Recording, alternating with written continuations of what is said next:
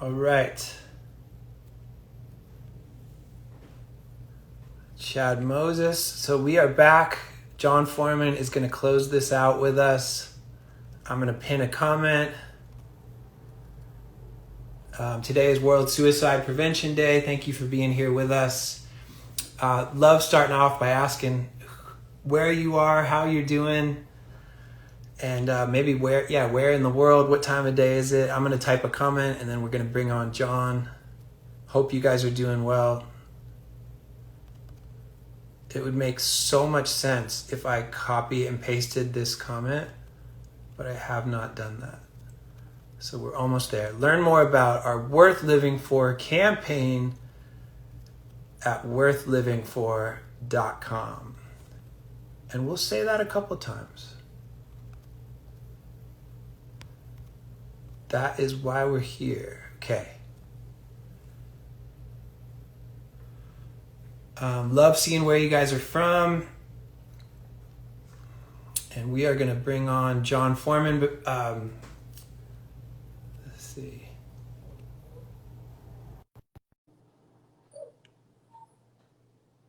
All right. Yes. Dude. My man, I thought you had a tennis racket, but you have a harmonica. No, I was getting ready. I literally was like this, and I was like, oh no, I gotta take this off. Don't want to see people to see me like this. It's about vulnerability, so it's okay.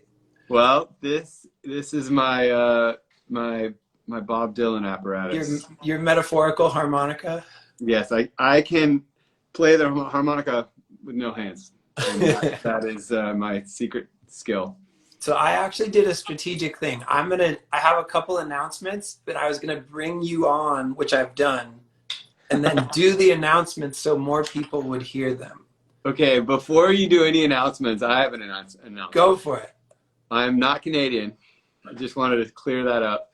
But your beard is amazing. Oh, thank you, man. That beard is just... So once you run out of options here, there's only so many ways to get creative.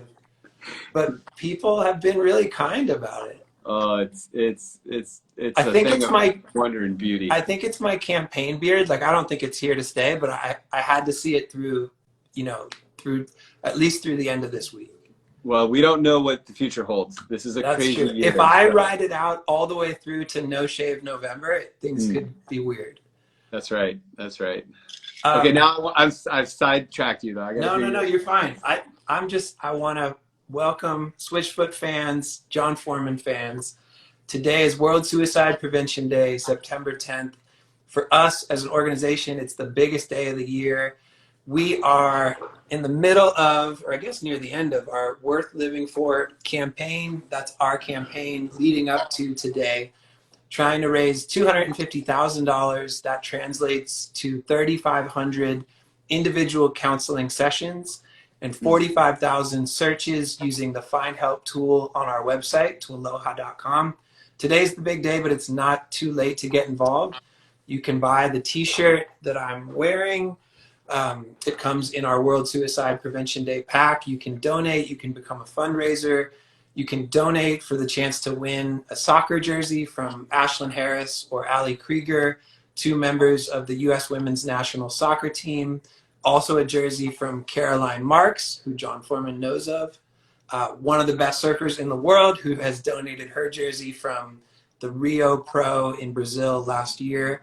So there's a bunch of ways to participate, and it's not at all too late, and we would love to have your support. Every tweet, every story, every dollar, all of it helps, and we're grateful that you guys are here, and Jon, I'm grateful that you are here. So honored to be here. I'm so glad that you began this conversation years ago with a shirt. This is wild.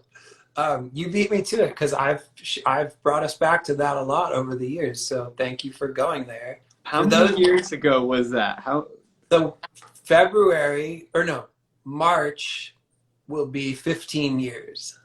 I love it. So for those of you who are not in on the conversation, 14 and a half plus years ago, Jon Foreman at a Switchfoot show in South Florida wore the first ever To Write Love on Her Arms t-shirt. And it was not intended at the time to be a charity. It was just, I had written a story. I was trying to help a friend of mine in Orlando. We were trying to pay for her to get through treatment, and never could have imagined that almost 15 years later, Instagram would exist and we could talk to each other. And so many people have gotten help, and people are literally still alive because of this work and this conversation. And forever grateful for your place and Switchfoot's place in this story. I'm grateful for you, and I'm seeing people from all over the world tuning in. Yeah, it is. There are. I've been really trying to focus in on the beautiful elements that we have, and there is beauty here. There's a lot of pain and a lot of hardship, and definitely things that are ugly about 2020. But there is beauty, and I'm seeing people all over the world. It's a beautiful thing to be able to connect to people.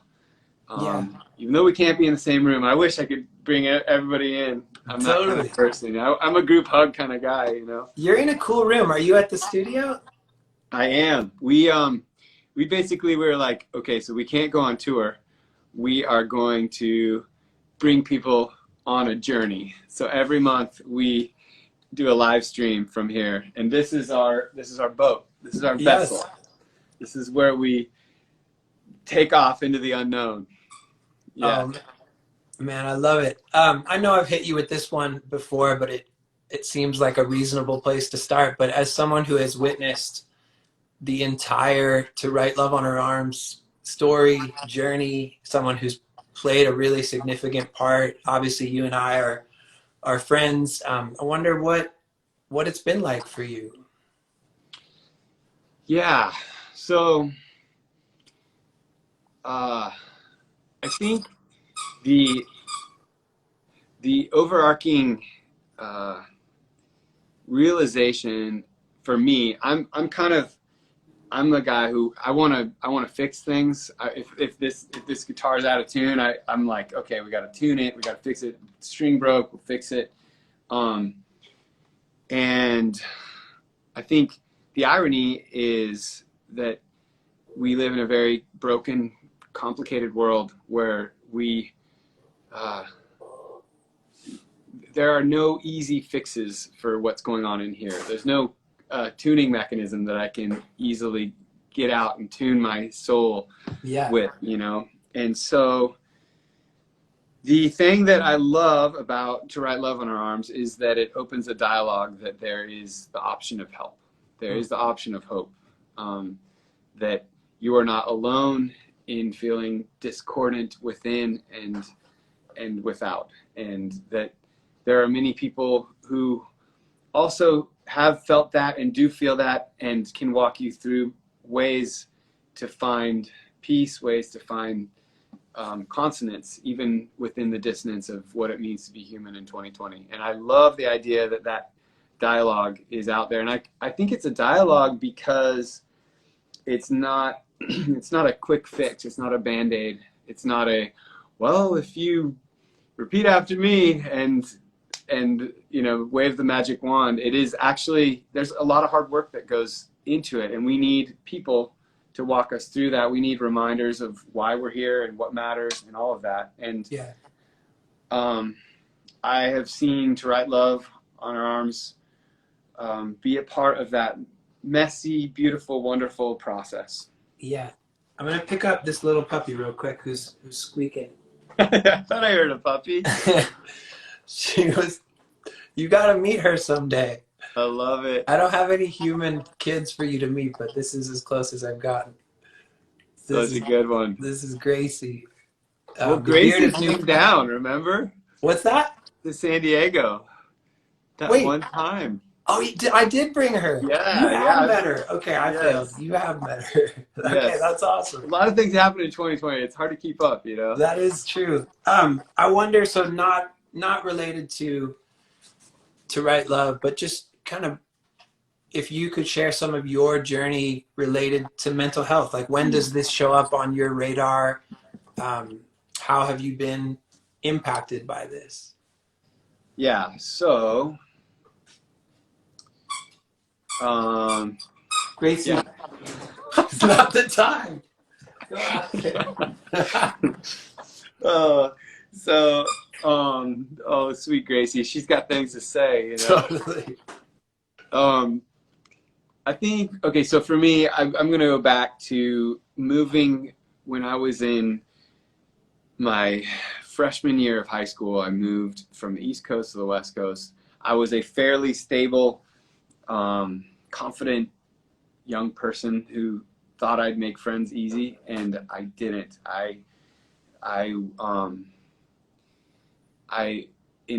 After months of going to the school, I hadn't made any friends, and I developed a stuttering problem, and I was trying to figure out myself. I ended up picking up the guitar at the time, and that was like my expression. But I think that I didn't, without knowing it, I was finding a release and a way through things that I couldn't enunciate in any other way. And my dad is he's a counselor. He's got his doctorate. Been counseling people for years. Psychologist, and yet at the same time I kind of felt like it was like that's for other people. That's what broken people do. And there was this moment where I think Gracie, I feel you, Gracie. Come here. She's like, let's talk more rock already, She's like, just get to the music. Yeah, there was a moment where I realized that there's no such thing as a whole person, that we're all broken in different ways and that we all need help. And sometimes that looks like talking to a friend late at night, prayer, meditation, guitar, but absolutely finding professional help as well when it comes time to that. So that's kind of my story. I think it's absolutely true, but it's also funny. When things are great, I go surfing and hang out with my friends and my family, and when things are horrible and I'm depressed and lonely and scared about the world, which is a lot of 2020, I write music. Yeah. So yeah, it's a very safe release and outlet, and it's cheaper than therapy. Yeah. Because I feel like from the outside, people could imagine, oh, like Switchfoot, positive band. I feel like there's sort of the caricature of like, yeah, hopeful songs and successful and everything's good and they love to surf. But I feel like for people that dig in a bit, like, and I remember Dustin asked you about this on his podcast, like, you're not afraid of talking about and singing about hard things and darkness and death and pain. And I wonder, how do you figure out how to be healthy in the midst of that? Or my hunch is a lot of that is you getting it out, right? Yeah. Was that tears are poison leaving the body? I think music can be that. But I definitely think that hope, to be true hope, has to actually come to terms with pain, with death, with sadness, with sorrow, with all of these deep, deep wounds that we have. Because otherwise it's this like veneer that is actually the antithesis of hope. Because no, there's nothing about a veneer that's hopeful, because it's not you, it's not honest. So yeah, I do write a lot of songs about death,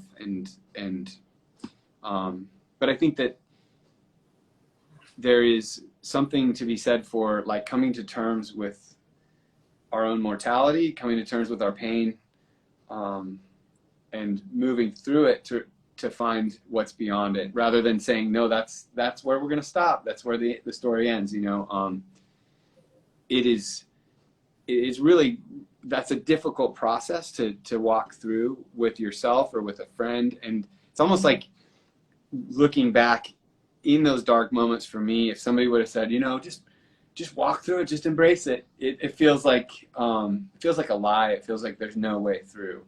But as you grow and get through a couple things, you realize, wait, the sun will rise tomorrow, and I want to be there for that, you know? Yeah. You shared, and I'm going to reference your conversation with Dustin again, but that the pandemic has not been easy for you, that this year it's not just, you're not just off the road, but it's been really challenging. And I imagine even related to mental health. And I wonder if you could talk a bit about that. Yeah, I think I will speak for myself. Humans in general, I think we're very much more fragile than we think. I'm going to just say I'm much more fragile than I thought. And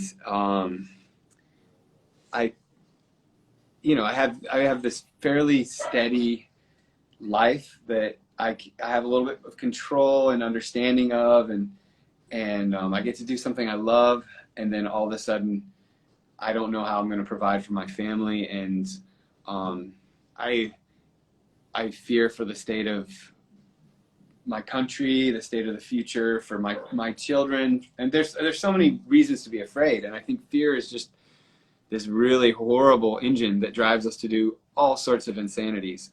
Yeah. Fear, pain, doubt, they're all a part of the human experience, but see, Gracie, she knows. She just gets it out.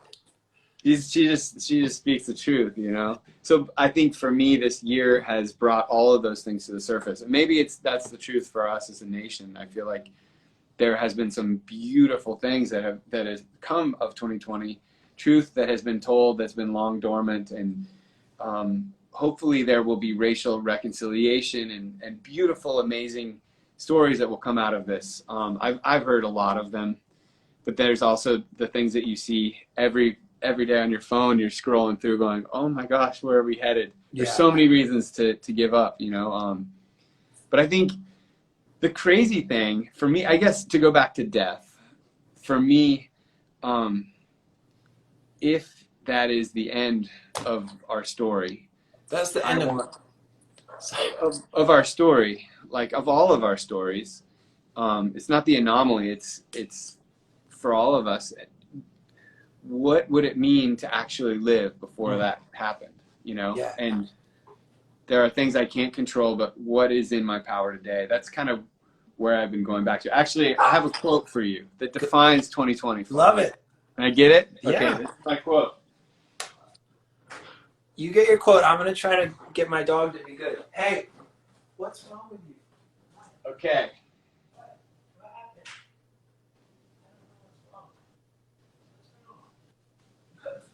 This is my quote. I couldn't solve it. I couldn't crack the code. Wait, what does it say?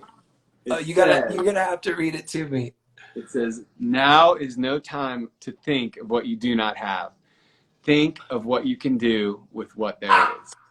I like it. And I painted on a piece of old wood because I was like, this is my year. This is what I'm doing. It's Hemingway from The Old Man and the Sea. Dude, that is so good.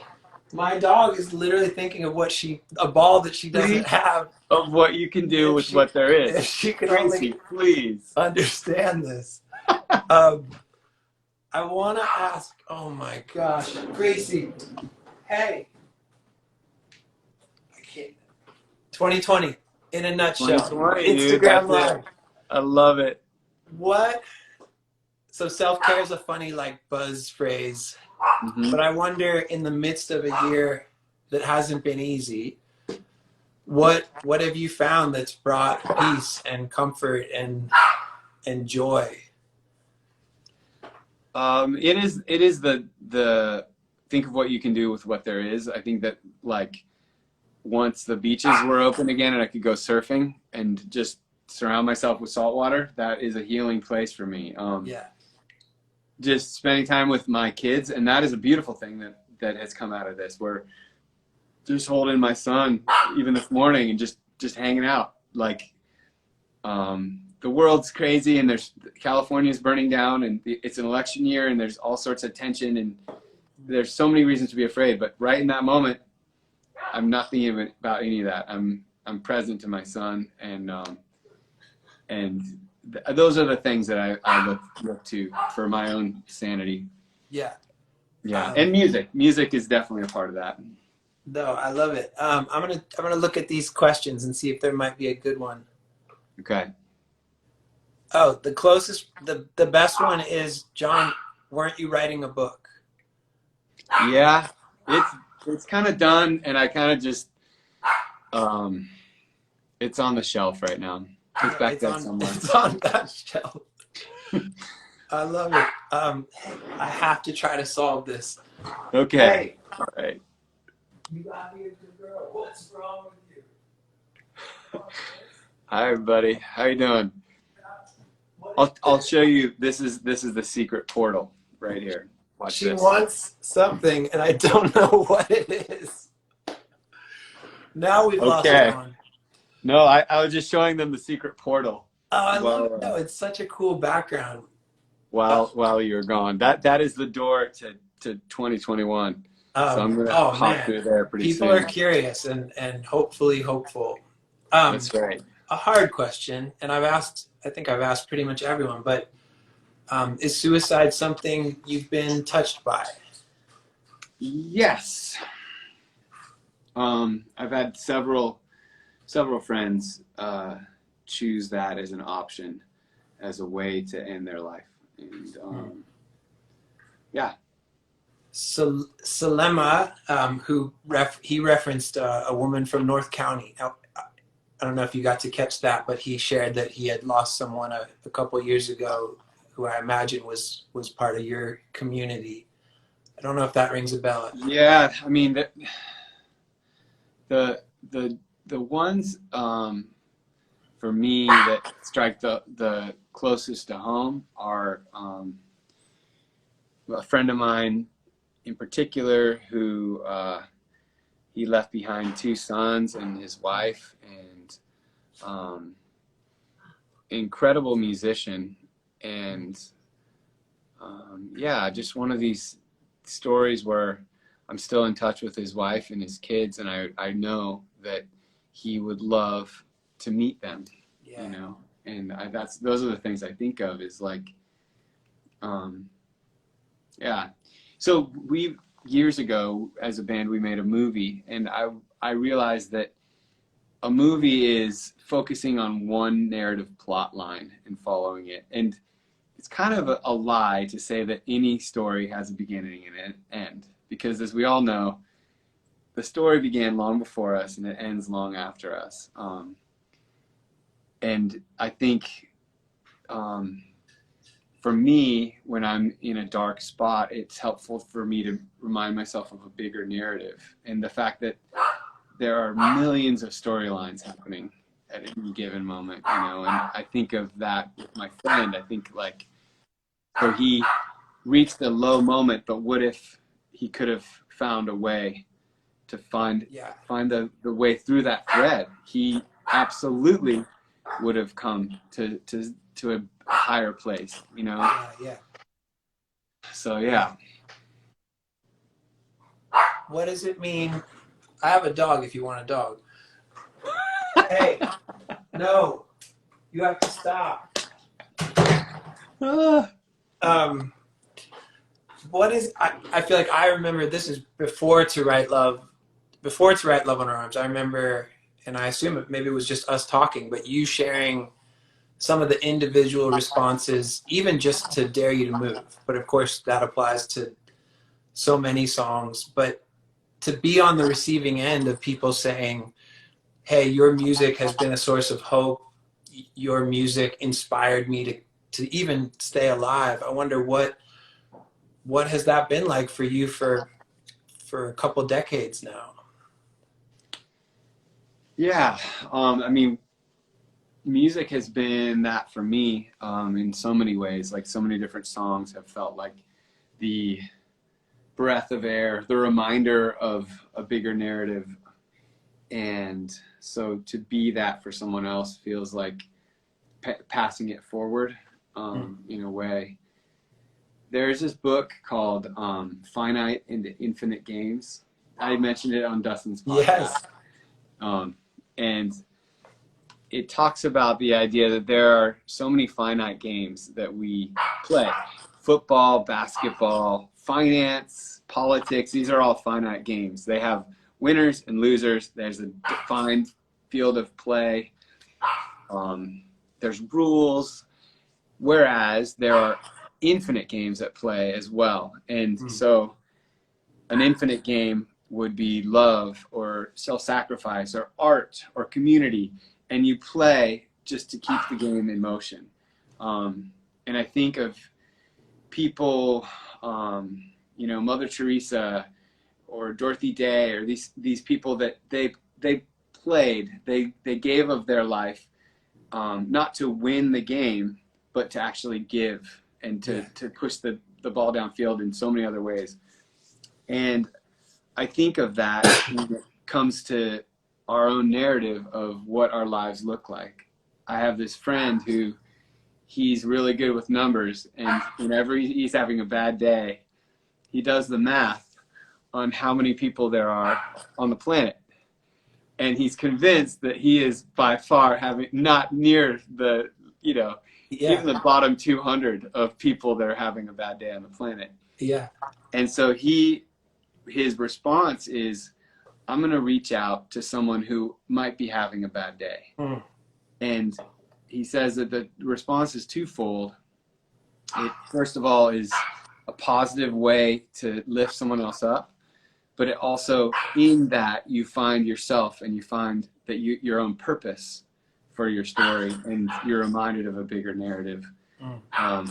So I don't know, these are like the things that I remind myself of when I'm in a tricky spot. I think of, because I think that we're humans, we learn by example. So if I can imitate these elements that seem helpful, then suddenly I am lifted out of this spot and a part of a bigger story. Yeah, I love it. I didn't see your response via text, but I did see you with a harmonica and a guitar. And so I wonder if you would be open to playing a song. Yes. I'm much more, this is my natural habitat. I would much rather play my feelings than talk about them. I'm going to try to double the physical audience. Hey, okay. You being a bad girl. Why are you being a bad girl? Come here. Come here. She's just adding levity to a really difficult conversation. She's just fixated on something. But I also think, it's like a perfect storm of, we've been inside all day, and like she's just over it. And so she's just like, hitting let the me wall. out, let me out. And so I can either like, I just don't know how to do it. Hopefully this is setting me up to one day have human children.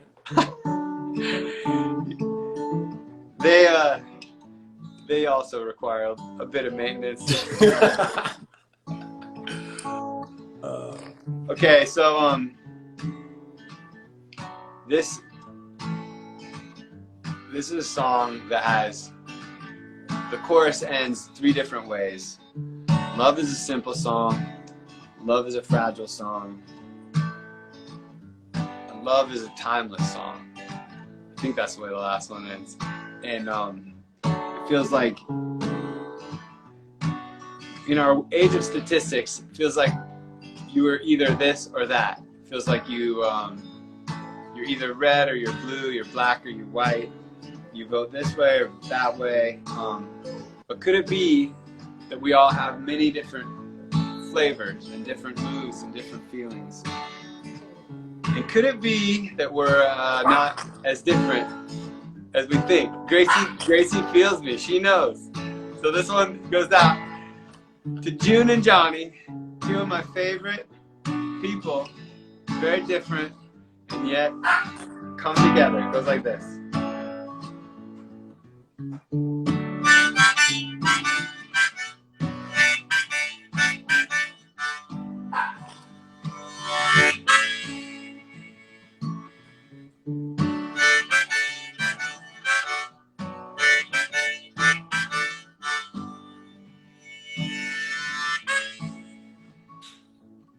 Coming down the highway like a fright, laughing 3 o'clock at night,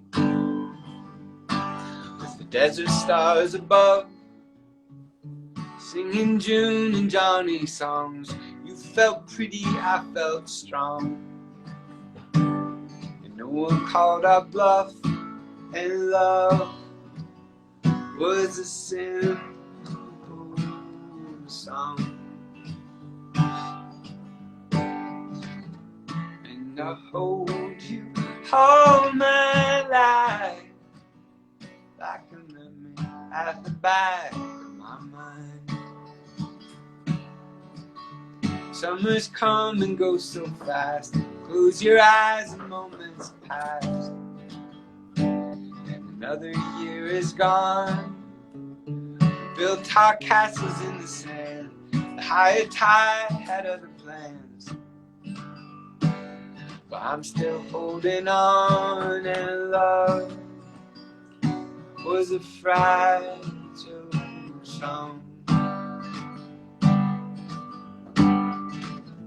And I'll hold you all my life, like a memory at the back of my mind. And this verse is for Gracie. It goes like this. Na na na na na na na na na na na na. If she knows how to sing along, come on, Gracie, sing it out. Hit the high notes. La la la la la la la.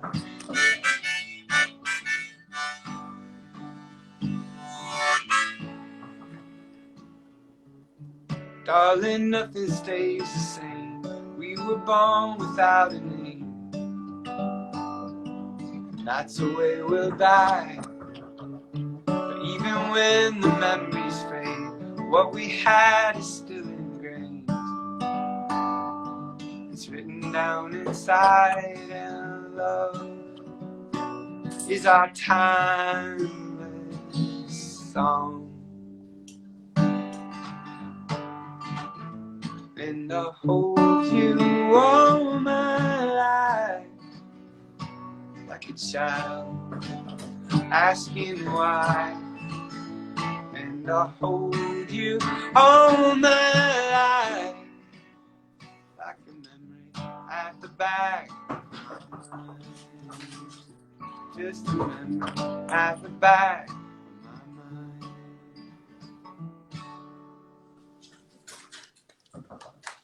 Nicely done. It was for you as well, but mostly for Gracie. Hey, the barking stopped. Wow. But it's because we have a fake fireplace, and in the fake fireplace was her ball, which is one of the only things that matters to her in the whole world. And I couldn't figure out what was wrong, and then I just gave her the ball, and then she just cruised in and dropped the ball. Like, all right, let's play. Let's go, man. You've been staring at the screen for a long time. Oh man, thank you for doing this. I want to ask you. I've been closing every one of these out by circling back to our campaign and just asking if you could maybe offer some of your list of what's worth living for. Man, well, I'm always honored to talk with you and talk, but I'm also humbled and feeling. I always feel like at a loss for words. With this question, I feel like it feels a little easier, because the first thing that comes to mind are my children's eyes, and I think that represents future joy and future and present joy, you know. And so I think the things worth living for to me are my children, my family, and the surprises of joy that every day infiltrate through and find me. No. And Gracie. Hey, no. Oh. It's just the ball. The ball went to a dark place, and she went to a dark place. Oh, no, man, that's so good. And if I could, just to everyone out there watching, I think like sometimes there's this feeling when you're in the storm that's all there is. And if I could be just a reminder of the truth that the storm will pass. I have seen storms, and I've seen storms that I thought were the end, and they have passed. And surround yourself with people and the places that allow you to remember a bigger narrative than the storm. Thank you, man. Thank you for that. Thank you for being such a source of hope and encouragement, not only to me, but to our team. And I know to people watching and people who will end up watching. Thank you for not just singing about hard stuff, but being willing to talk about it. And thank you for being my friend. Love you, Jamie. Love you too. And then I'll close out how we started, if it's okay, and just remind people, today, September 10th, World Suicide Prevention Day. It's our biggest day of the year. We have been leading up throughout, getting to this culmination of our Worth Living For campaign. It's not too late to get involved. You can get the t-shirt that I'm wearing. You can fundraise, you can donate, you can win a U.S. Women's National Soccer Team jersey, a surfing competitive jersey from Caroline Marks, a bunch of ways to participate. There's a video we released a few hours ago that we're really proud of. Jon is in it. We would love for you to check that out. Worthlivingfor.com is the place to see everything, learn everything.